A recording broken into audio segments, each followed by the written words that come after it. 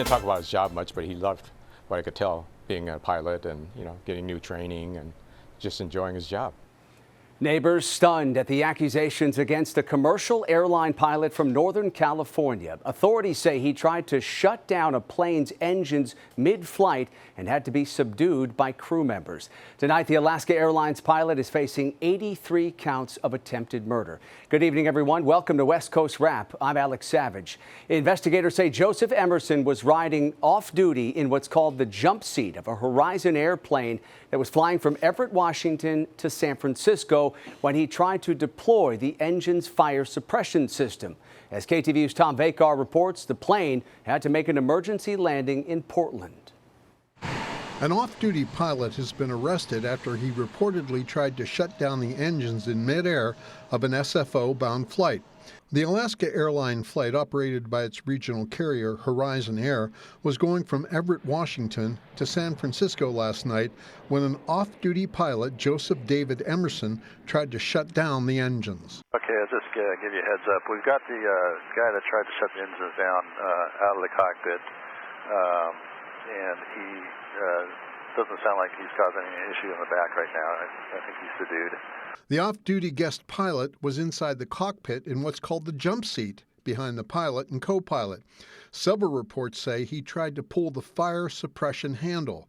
Now that would arm the fire extinguishing system, shut the engines down, cut off fuel, electricity, hydraulic and pneumatic control systems to the engines. Jim Gray has been training pilots for more than 3 decades at his company, Oakland Flyers. Yeah, I think it would be very difficult for somebody to come up from the jump seat and really do anything really debilitating to the aircraft.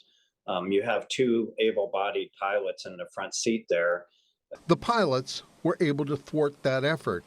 The plane diverted to Portland, where Emerson was arrested. He could face 83 counts of attempted murder. Such routine use of jump seats allows pilots to ride in the cockpit back to their home base, provided that their work shift is over and the jump seat is available. He had a legitimate reason to ride in the cockpit, but not interfere with it. Other than that, we want law enforcement as soon as we get on the ground and park.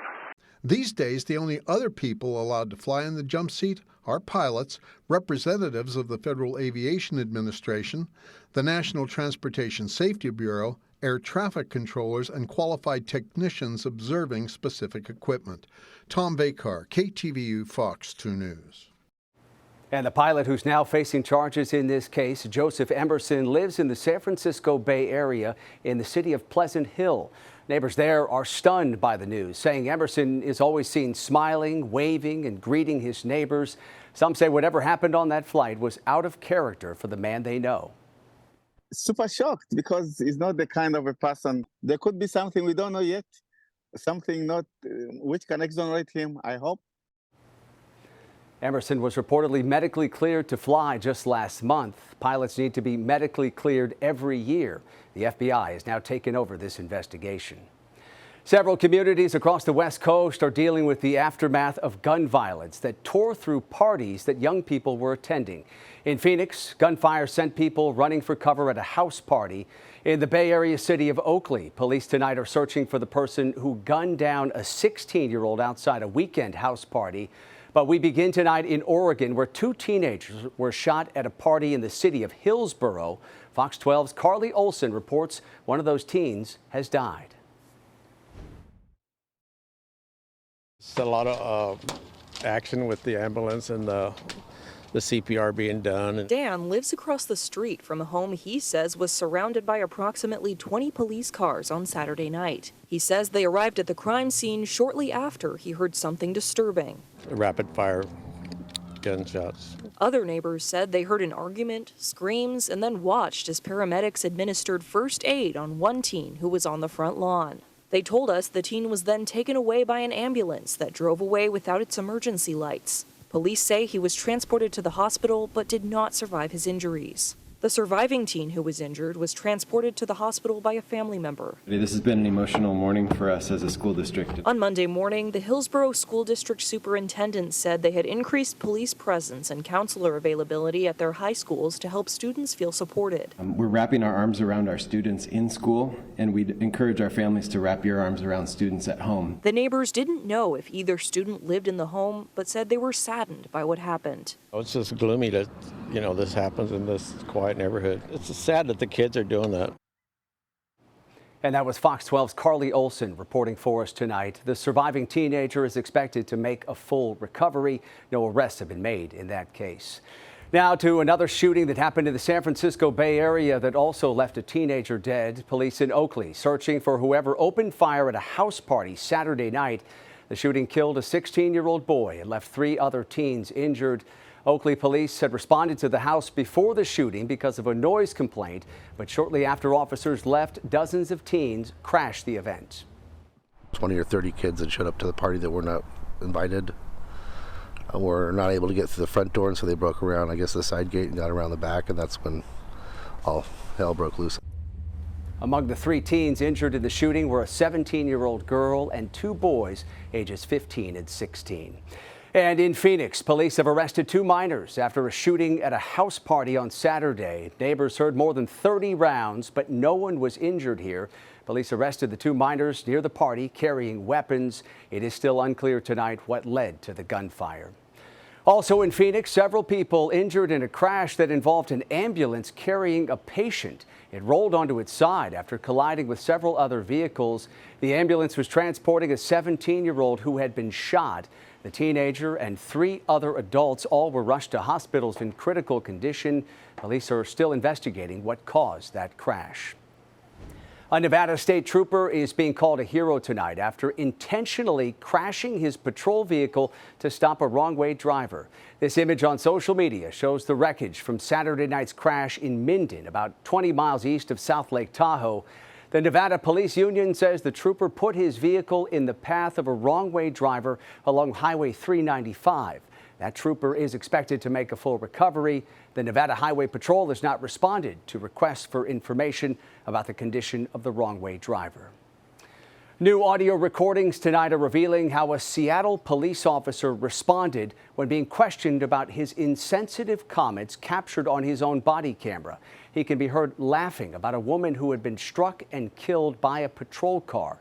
As Fox 13's Nia Wong reports, these new recordings have some community members calling for more accountability. In a 13-minute interview back in September, the Office of Police Accountability called in Officer Daniel Otterer, questioning him about insensitive comments made in this video taken back in January. And it's awful, and it's tragic, and you either laugh or cry. And the context of that conversation, most of that conversation, was surrounded at a tone like that. She's dead. There's nothing you can do. Otterer says he was mocking city attorneys when investigators asked if he violated policy 5.001 about officer professionalism. No, I did not violate that policy. It was a private conversation in a car alone that just happened to be recorded by my camera turning on, probably when I made a U-turn, or another car could have simply passed by. Who knows why it went on? On the other end of the line in the video is Seattle Police Officers Guild Union President Mike Solon. You don't hear what he says, but here's what he told OPA investigators when he was interviewed as a witness back in September. And I was remarking that she was more than likely dead instantly, which was a tragedy. And I said that the city is going to have to pay out a lot of money on this one. Solon's interview runs just over 17 minutes. When investigators asked Solon if Otterer is laughing at Kandula's death. Police officers, we deal with tragedy almost on a daily basis. And we're human beings just like the next person. But we have to process these in a manner that allows us to go to that next tragic event. And humor and sarcasm is used for us as a coping mechanism. Explanations from both officers don't sit well with Lalita Upala. It was callous, it was sarcastic, and it's extremely painful. Upala is the executive director of Indian American Community Services. She says Kandula's death doesn't just affect South Asian communities. It's not about us being Indian immigrants. It's about us being residents of Seattle. Which is why her nonprofit started this petition, calling for more police accountability. It's since collected over 14,000 signatures. It brings to light that if Officer Orderer does not think he violated policy, then there's a lack of policy there. Upala says it's been weeks since SPD has met with her nonprofit. She says SPD needs to provide more updates and a bigger conversation needs to be had. If this is how you treat a devastating death, then we are concerned and we want answers in terms of how are you changing that culture within your police department. And that was Fox 13's Nia Wong reporting for us tonight. Seattle's police chief says Officer Orderer has been, quote, administratively reassigned to a non-operational position. Coming up tonight on West Coast Wrap, Target blames crime for shutting down 8 West Coast stores over this past weekend. Tonight, why some business leaders say the closures are more complicated than that. Also, we'll show you how thousands of fans are helping the Las Vegas Aces celebrate back-to-back championships tonight.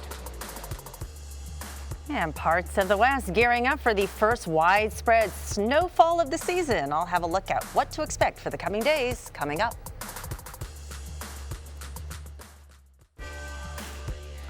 Striking actors and Hollywood studios will head back to the bargaining table tomorrow. The studios walked away from negotiations nearly 2 weeks ago, claiming both sides were just too far apart to talk. It's unclear what has convinced the studios to return to negotiations. SAG-AFTRA union members are demanding better pay and clarity on the role of artificial intelligence in the entertainment industry. Actors have been on strike ever since July.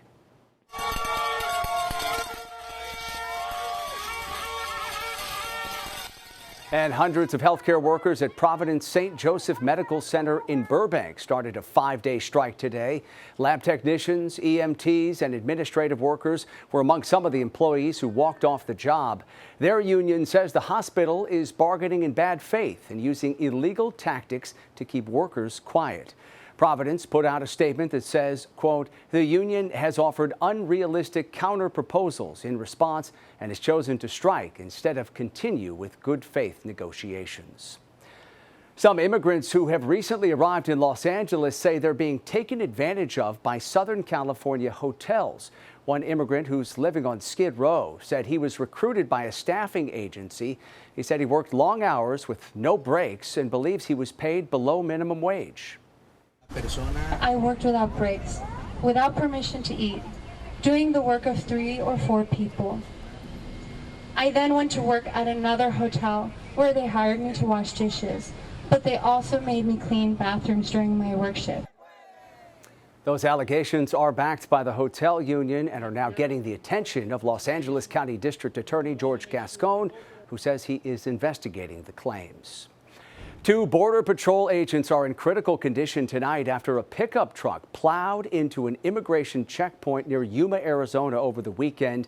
Those 2 injured agents were initially treated at a nearby hospital, then flown to a hospital in Phoenix. Several others were hurt in the crash as well, but they're expected to be okay. State and federal authorities are now investigating exactly what led to that crash. A former National Security Agency employee from Colorado admits he tried to sell classified information to Russia. Jerry Sebastian Dalkey pleaded guilty today to 6 counts of attempting to transit the information to someone he believed was a Russian agent. In reality, though, prosecutors say he was communicating with an undercover FBI agent. Dalkey was arrested last September, and he faces sentencing coming up in April. Prosecutors have agreed they will not ask for more than about 22 years in prison. Well, it may be fall, but people in parts of Alaska are facing a winter storm tonight. These images from the National Weather Service show how snow is falling in the city of Fairbanks. That's about 350 miles north of Anchorage. National Weather Service workers describe the scene as a winter wonderland. For more, let's bring in meteorologist Rosemary Roscoe from KTVU, tracking conditions all across the West. Certainly things are changing. Yes, Alex, and that storm is going to move into the Pacific Northwest tomorrow, bringing with it some frigid air from Canada as they do commingle. And again, we're looking at the first widespread snowfall for the Pacific Northwest tomorrow. Here's a look at Seattle today. 55 degrees, mostly cloudy skies. Seattle is expected to get a decent amount of rain out of this storm as well. Here's a look at the satellite view, again focusing focusing our attention right in here as this moves ashore tomorrow, going to bring the rain and the snow and the advisories. Here's a look at the futurecast. Tomorrow afternoon, notice Washington, areas over Oregon covered in not only green, but the pinks and the whites, indicating that snow over the Cascades as well as the northern Rockies. And the advisories expected from Tuesday into Thursday. We have winter storm watches as well as advisories for parts of Washington, Oregon, stretching over towards Idaho and Montana. As far as rainfall amounts at the lower levels, could see anywhere from an inch or two over areas like Washington. Meanwhile, the mountains are expected to get anywhere from 6 to 12 inches of snow at the highest elevation. So that is what is going on over the Pacific Northwest over the next couple of days. They will have the rain, they will have the snow, they will have the cool temperatures. Meanwhile, here in California, very nice and mild after a little bit of rain yesterday through the Bay Area and a little bit today through Southern California. We will return to dry weather and mild weather for your Bay Area. Tuesday, temperatures ranging from 60s to 70s over SoCal. And as we look towards the desert Southwest, looks like Phoenix finally going to get a break from the heat. In fact, the afternoon high for Phoenix today, 88 degrees, and moving forward, 80s expected over areas of Phoenix and over areas of Arizona. Here's a look at what we do expect Tuesday, Wednesday into Thursday, mid to upper 80s. So finally getting away from those 90s and low 100s. Meanwhile, Los Angeles, a beautiful day for you tomorrow, low 70s, upper 60s for Wednesday and Thursday. We'll go with 60s over San Francisco, Pacific Northwest. In addition to the rain and snow, going to be awfully chilly. Those afternoon highs only in the 40s. Alex. Rosemary, thank you. There are new questions tonight about exactly what prompted Target to shut down several of its West Coast stores. You'll remember last month, Target blamed crime as the reason for closing 2 stores in Seattle, 3 in Portland, and another 3 in the San Francisco Bay Area. Fox 12's Ezra Kaplan spoke to business leaders who believe the reason behind the closures in Portland is much more complicated. Retail crime isn't new. We've seen the videos of smash and grabs, brazen in halls in daylight, and even armed robberies. And at a business that can have tight profit margins, losing inventory to theft can really hurt the bottom line. So it wasn't entirely surprising when Target blamed crime as they announced the closure of 3 locations in the Portland area last month, saying, "We cannot continue to operate in these stores because theft and organized retail crime are threatening the safety of our team and guests and contributing to unsustainable business performance." But when the Fox 12 investigative team took a look at police dispatch data from stores around Portland, the numbers don't support Target's stated reasoning. We compiled police dispatch data from these 6 locations around Portland. What we found was that every Target remaining open had higher property crime rates, like burglary, theft, and robbery, than the stores slated to close. And when we expanded that data to all police dispatches, the rate of crime didn't support the company's reasoning for the closures. Target declined multiple requests for comment on our findings. The company does not make data about theft at stores publicly available. And across the country, a similar story. In Seattle, where 2 stores are closing, the Seattle Times found that the locations with the most calls for police were staying open. An investigation by Insider found that crime data didn't line up with the planned store closures in San Francisco or New York. Back in Portland, Andrew Hone, the president and CEO of the city's Chamber of Commerce, is frustrated with the narrative that businesses are running away from Portland because of crime. What is the impact on both the city as well as any businesses coming in when you hear a major retailer, an institution like Target, just simply blaming crime? Right, and I think you see these large national chains and employers making announcements like this, and you know we're part of a bigger repositioning. This happened with Walmart. This is not a new phenomenon, and we know that this is because of much bigger economic considerations than just a single topic. It's part of the conversation. Public safety is part of the conversation. But what it does is feed into a national narrative that there is an issue here in Portland that is much worse than our neighbors or our peers, and we know that isn't true. And the impact to the community goes beyond losing a place to shop.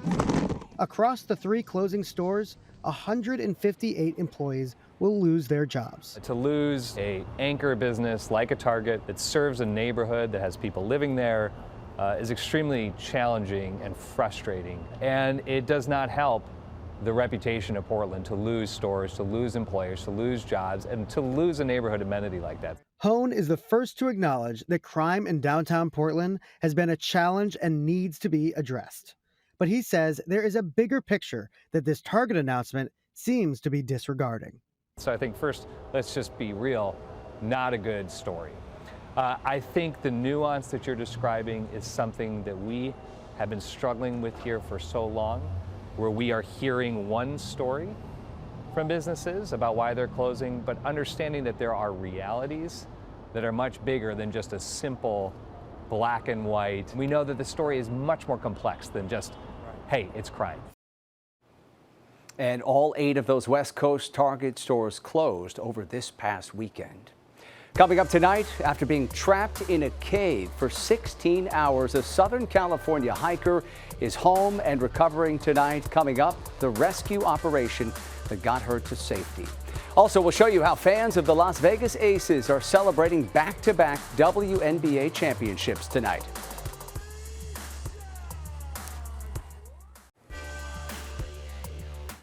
First responders in Southern California spent 16 hours rescuing a hiker who got stuck in a cave.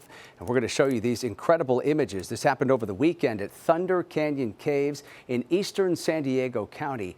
The woman was stuck on Saturday while trying to get through a portion of the cave that's about 12 inches wide. Her friends called for help after they were unable to free her. It took several hours just for first responders to hike into the caves, and they used a roping mechanism to extricate the woman. She had scrapes and bruises and suffered from exhaustion. In this case, the hiker did have friends with her, but authorities say this rescue illustrates why you should never go exploring caves alone. California Governor Gavin Newsom today outlined the state's efforts on climate change during a visit to China. Newsom answered questions today at the University of Hong Kong. The governor told the crowd California will always be a partner on climate change issues, no matter how the U.S. presidential election turns out next year. What I hear around the globe is, well, you're not a reliable partner in America. What happens if Trump gets back into office in a couple years? What happens if Biden loses? We can't rely on you. I want you to know you can rely on California. We're that tentpole. After I'm gone, I promise you, Democrat or Republican, you're going to have someone that's there for the long haul on these issues. Newsom said he believes collaboration is possible on climate change despite current relations between the U.S. and China. Thousands of basketball fans gathered for a rally near the Las Vegas Strip to celebrate the Aces' back-to-back championships. The Las Vegas Aces defeated the New York Liberty on Wednesday to win their second consecutive WNBA title. The team and fans gathered at Toshiba Plaza outside T-Mobile Arena for this rally that followed a parade. The last team to win more than 2 in a row was the Houston Comets in 1999. And finally tonight, we are excited to welcome some new viewers to this program. West Coast Rap has expanded to the Seattle area. Viewers in the Pacific Northwest can watch us weeknights at 7 on Fox 13 Plus. Have a good night.